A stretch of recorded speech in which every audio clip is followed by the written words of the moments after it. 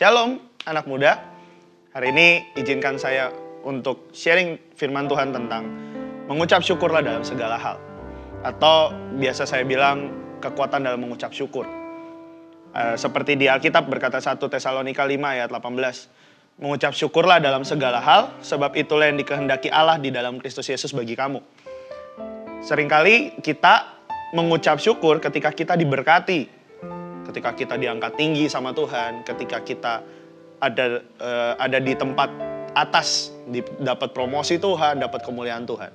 Tapi sadarkah bahwa firman ini sekali lagi berkata, mengucap syukurlah dalam segala hal. Maksudnya gimana sih? Even itu kita ada di dalam lembah kekelaman yang paling gelap sekalipun, saudara dan saya, kita harus tetap angkat tangan dan berkata, terima kasih Tuhan. Terima kasih buat segala sesuatu yang sudah Tuhan berikan. Karena ternyata ucapan syukur itu mempunyai sebuah kekuatan yang begitu rupa. Kekuatan bisa menghidupkan, kekuatan untuk mencurahkan berkat lebih daripada apa yang kita nggak pernah pikirkan.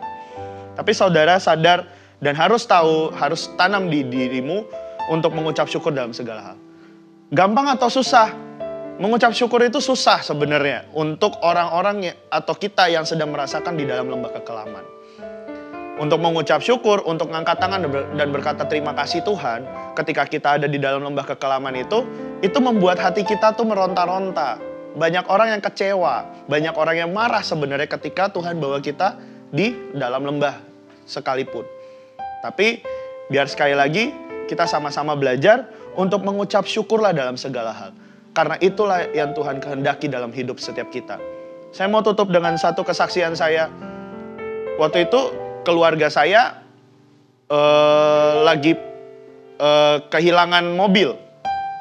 Begitu mobil keluarga saya hilang, papa saya itu, dia mengucap syukur. Dia melakukan hal yang membuat saya tidak terduga. Dia ketawa, dia mengucap syukur, dia berkata, Tuhan itu baik. Padahal itu mobil kantor yang hilang. Tapi tiba-tiba saya melihat dia, saya nganterin dia ke kantor polisi. Dan dia cuma berkata sepanjang perjalanan itu, kenapa Tuhan begitu baik dalam kehidupan kita? Dan dari situ saya mulai melihat bahwa ada sebuah ucapan syukur dalam hidupnya.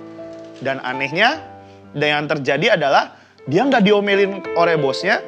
Dia juga tiba-tiba dapat pekerjaan yang mengizinkan dia untuk dapat mobil yang bagus. Untuk bisa naik jabatan juga dan sebagainya. Itu karena dia mempunyai respon hati yang mengucap syukur dalam lembah sekalipun, dalam lembah kehidupannya sekalipun. Makanya saya mau berkata, saya mau mengingatkan kepada saudara sekali lagi, ayat ini jelas berkata mengucap syukurlah dalam segala hal. Tuhan itu mengkehendaki kita untuk mengucap syukur. Apapun yang terjadi, apapun yang kita alami saat itu, sekalipun di atas, mau di bawah, mau kita di tengah jurang sekalipun, tetap kita harus mengucap syukur dalam segala hal. Karena itulah yang Tuhan kehendaki dalam Kristus Yesus bagi setiap kita. So, saya mau mengingatkan kepada saudara dan saya, mari mengucap syukur. Mari punyai rasa ucapan syukur sekalipun itu hati kita yang susah, hati kita berteriak, hati kita marah. Tapi sekali lagi kita mau berkata, Tuhan terima kasih buat semua apa yang sudah Tuhan berikan dalam kehidupan kita. Karena dari ucapan syukur itu bisa membawa kehidupan, ucapan syukur itu bisa membawa kesembuhan. Ucapan syukur itu bisa membawa rencana Tuhan yang Tuhan sudah sediakan dalam setiap kehidupan kita. Makanya dari itu, mari sama-sama untuk bawa semuanya ke Tuhan. Dan mari sama-sama angkat tanganmu. Mari sama-sama berkata, Tuhan terima kasih buat hari ini. Buat setiap rencana Tuhan, buat setiap proses dalam kehidupan setiap kami. Terima kasih, Tuhan Yesus memberkati.